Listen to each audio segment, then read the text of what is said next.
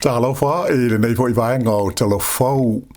E se fulmale li maafe la fa inga o tama matei onga ya onga maulunga la tau te lei au sia ia le fua po o le tulanga e pasi ai le tustusi ma le fai tautusi fa apea ma le mataupu o le matematika i le suenga o le tuspasi o le NCEA i le tausanga na te nei lua afe luas fulmale lima.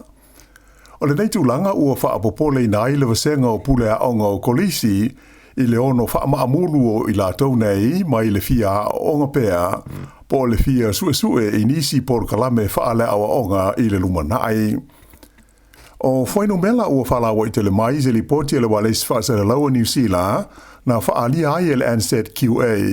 le ofisa le pule ma wha atulanga ina wha ai longa alo ia a New Zealand.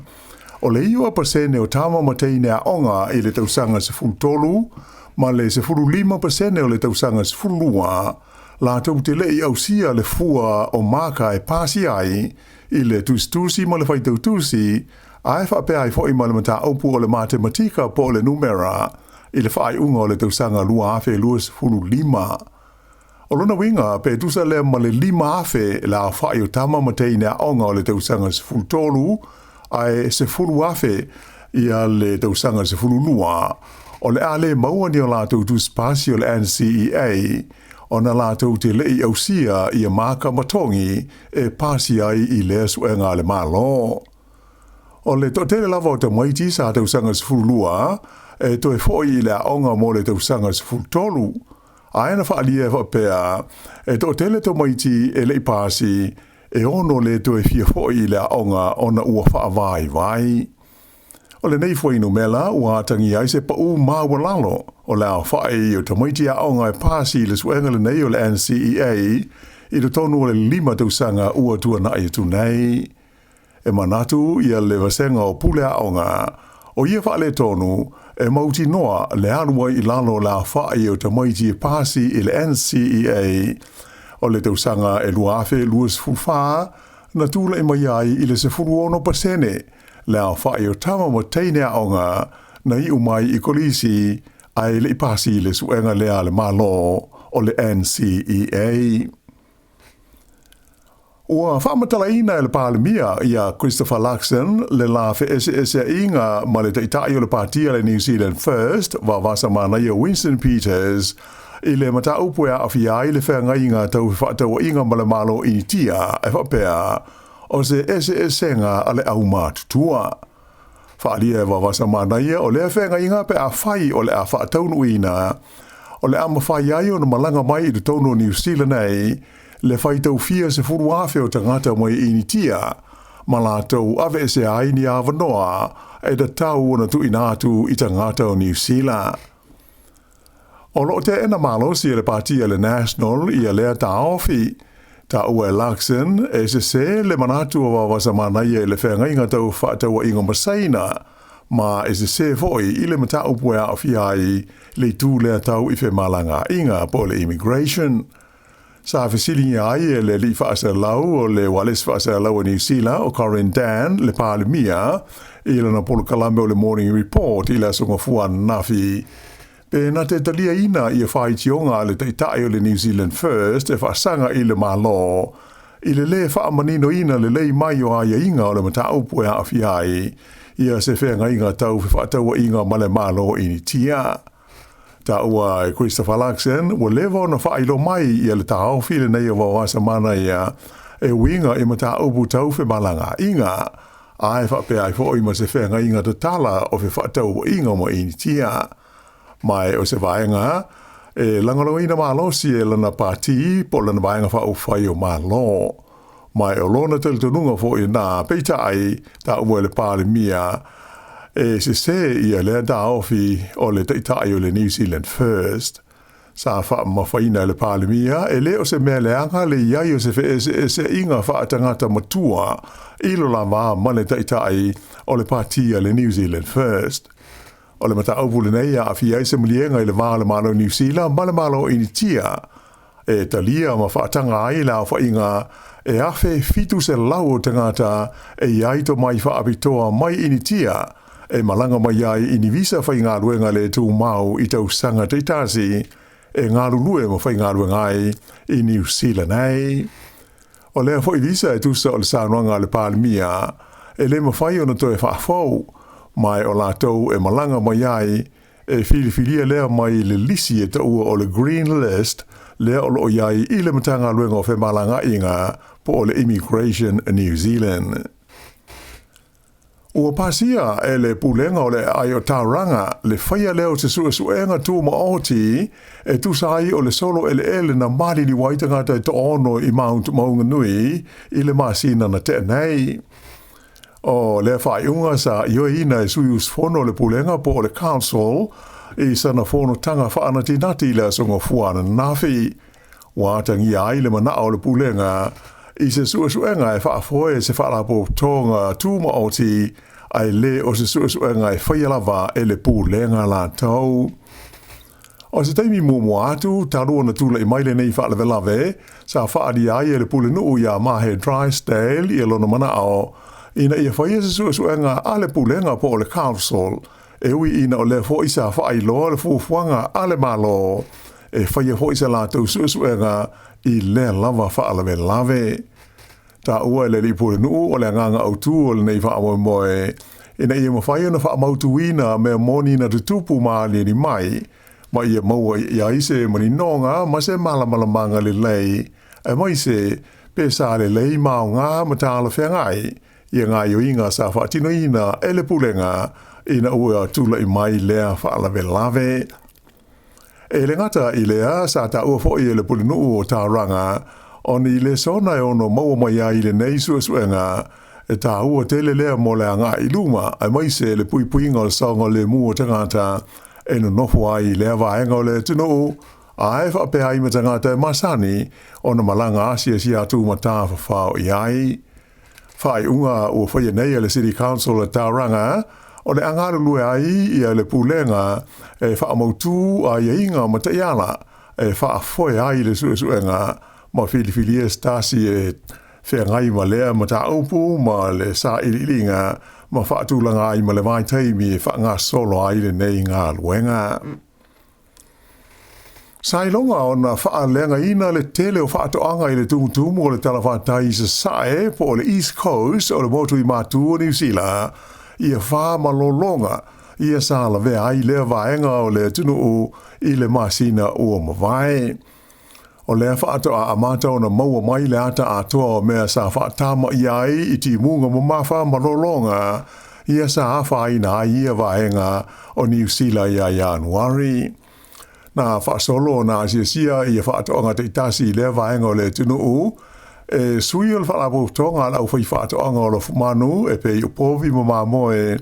ma le whaalapo tonga o le Tai Rafiti Whenua Collective po le associate lau whai whaatoanga o tonga la au aina. O le whaamoemoe, ina ia mwhai o na maua se hata atoa ma se whaatatau I le tau a whai o mea na whaaleanga ina, ona o winga whaale tonu ma le lolo o le tau. Na whaalia mai e Pania King o Stasio Sui o lau whai le fumanu, na I loa le lātou a si singa, e mawhuri whaatoanga na whaaleanga ina, I le waenga iei le whangaloa o le Higgs Bay, ma le whaasolo I whai I nuu e pei o te Aotearoa, ma le hanga I atu maunga. Na ia ta ua sa mōli mawina I le asisinga le tele o lau whanua ua tawhia e se hai le ele ma le palampala, ma e ua whaalenga I nai lau whanua ia e whaao ngā e la fumanu, a e whapefo I o nā whai nai ma le sua mai e mo mia, e whaasusui nai lau whanua atoa ma mea to tō. E le ngata I lea o le tele o ala vai na iai, ua whapea na tawhia ma ua poloka ma lilo fia I le palapala whapea ma o ngā la au, mai ua mai tau inai se tūlanga whainga tā, o na toi tau whaaleleia, ia mea ia na whaata ma ia. O le tele o whaatoanga I le vaenga o le tunu na motu sia whasauta inga masani e lau whi whaatoanga ma la tūla fumanu, ona o le mamafa o lolonga ma tā whenga sā a fia ai. O le iwa sfu 5% o whaatoanga nā whaina, e pei o na whailo mai o loo I whanua ma lau ele o Maori. Mai ua amata I le teimi nei tau mwhainga, e ngā lulu e whaatasi eila o whai whaatoanga, e na ia tau whaale leia le mau whaale tonu, na mafua mai ona o ia whaale tonu o le tau. O leo walata ina uma ia le vaenga whaiu o le suenga whaasoli tu la fono a leo i le whaale velave lea na tupu i le maina e di koale o le Pike River Mine lea na mali ni waitanga te to o luas funmo le iwa. O le nei whaale velave pe ona si le fia na tupu i le asus furuiva o novema i le tausanga i lua afe se fulu ina ua pā ia le kasa o le methane i le tonu o le maina le nei i atu baunga o le Paparoa Range i le Tala whantai sifo le motu i saute. Whaelo mai le teita i leo ia Daryl Sweeney e tele ni vaenga le lave whaale tu la fono sa awhia i le nei suenga leo. Mai ua se furu walu nei masina o ngā rurue whaatasi i la tau ma le ofisa le loia silia le malo i Wellington i leo ma ta opu. Na ia ta o fo ia le tausanga le nei e atoa le lei ai le se furu ono tausanga talu ona tupu mai lea whaale lave. Na ia ta wai au le whaia nisi whai unga e le tau ona te whaia nisi suenga au i leo il nei lava ma ta opu. Na wha mawhaina fo i le li taitai leo e ui ina umi i le taimi na whaangasoro ai i ia suenga ai o lo whaia lava i leo la tu sa ililinga i vaenga te itasi uma e ma whai o na o iai. No vemo le tausanga o vai le sa whaali ai le loia mo ainga o tangata e torus fruiva i na mani niwi le whaale velave o Nigel Hampton, KC, e whapea o lava i a mōri mau o maua leo e ma whai ai o na whaia ni mōrianga o le whasioti tangata paivalea o na o lea whaale velave. O le tausanga rua afes futasi sa whai ai le matanga luenga o Labour i ani morianga i lalo le tulafono o le soifua maloloina ma le saonga le mua ngā luenga e whaasanga i le company le nei le Pike River Coal Limited ma lona pule whaatonu sa iai o Peter Whittle a e whaapea ma le company whaakon karate e ngoa o le VLI Drilling Limited. Pei tai o le tausanga i rua afes futolu na solo iai ma whaale au ngā ina ia mōlianga ina ua tutongi se vai ngā tupe tolu te si whātasi miliona tā la i a inga o tangata e to ruas fruiva na mari liu. O lea tūlanga sa mulimuliane whaalia e soli tū la fono i se whaai unga mai le whaamsinonga māuonunga. Ua uma hoi ona whaia se komisi sue i le lava whaale velave le tausanga i rua awhes furulua le ana i noa ai e le lava i le malosi o tu la fono e pui ai le saunga le mua tangata whainga luenga a le company e di koale le nei. Ma e tele le mau whaale tonu sa maita wina ai le aise ngā iuinga na whaia iai e ui ina tele la puta inga i le ono tula i mai ai se whaale velave e a awhi ai le saunga le mua ma le soi fua malo loina o tangata whainga luenga. O winga lolo wao le tau na tau fiai na pō ngā ruenga i le tau awe sea lea o le waa lea na tu ia i to tonu o le tau ranga o le Aotearoa Harbour i le tu malo Canterbury le motu i saute.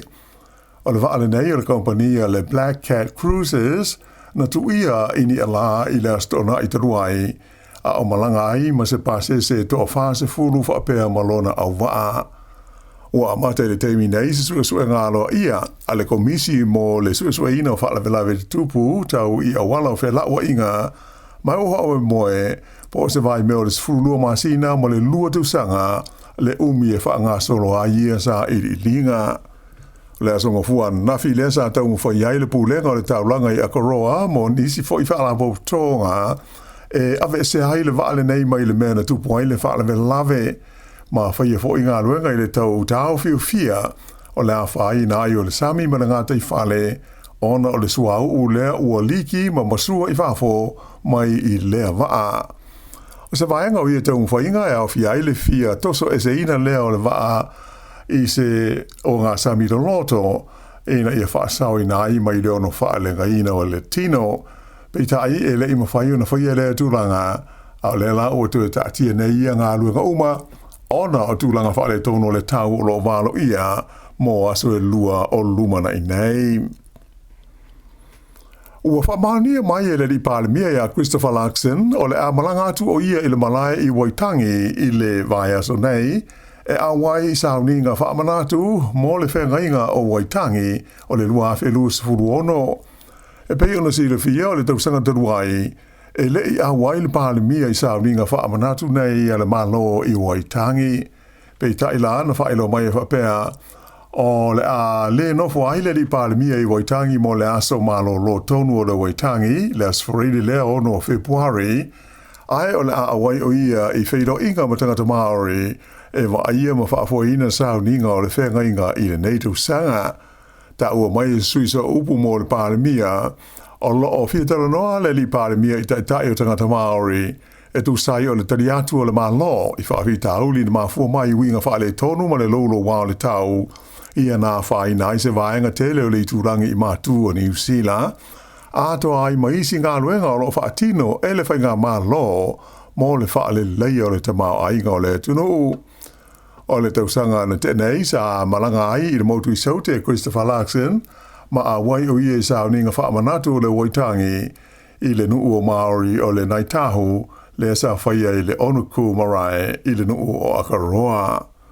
O le awai o le palemia I le malai Waitangi I le vaia sanei, wa mautinoa, o le a whaatasi umaita I tai o pāti ma vaenga whaauwhai I le tonu o le palemene, mo ia sao ninga whaamanatu o le Waitangi. O le o whaailoa mai whalawa I tele, ia suafa o le pailate, whapea ma le pasese na la malanga, ai ua mali liu ina ua pau lo la valele helikopta I le maunga I Paikakariki I le vai aso na te nei. O la ua whano ai le soifua I lea whaalawelave o Cole Christopher Ritchie, e luas furono te usanga le soifua mai le nuu o whare Papa South, ma Joseph Ma Keely, e limas furufatu sanga le soifua mai le nuu o Tauhara. O la ua umanei sa ngā lulua I se ngā luenga whaakona karate, I le whanaina leo se waila au e te pē ai inseti I le tonga vao, I le Transmission Gully, I le taimi na tupu ai lea whaalawelave. Le sprayde na tenei le whaato am whaiai o na ave se mai le tino malepe o le helikopta na awhia, mai le vaenga o le tonga vao na pau I ai. Whaalia mai le teita I le leo mo le tu malo mana o Rini Perkins, o se vaenga whainga tā ma le lave o le tonga vao, le ana pau I ai le waalele le nei, mai sa ngā lue ai le leo maisi ngā lue ngā lawe ai, whapea ma le ofisa o waalele ma iwi o Māori, I tau whainga e maua I la ua na maliliu ma awhiai, ai whapea fo I maletino o le nei waalele helikopta. O se loketi ua le mawhai o na whaatonutonuina le malo saina, na pa uwifo mai le vani monimo I le vasa Pasifika, I saute sa sae o New Zealand, I le vaveao na le la. O le nei loketi o se fausanga saina e whaingoaina o le SUQ3, sa whanaina I le vātetea I le aso tolu o te sema, mai na whaelo mai I le Space Force ale malo Amerika, na palasi ifo I le whonga ele petusa o le afo o le sefurulua GMT, ma pa u saunga le muai I le Sami, petusa ma le afe lua se lau maila le mamao I saute sa sae o New Zealand. Ua fuafuaina le mamafa o le alo keti se vai mea o le sefuru ma le tasi tone,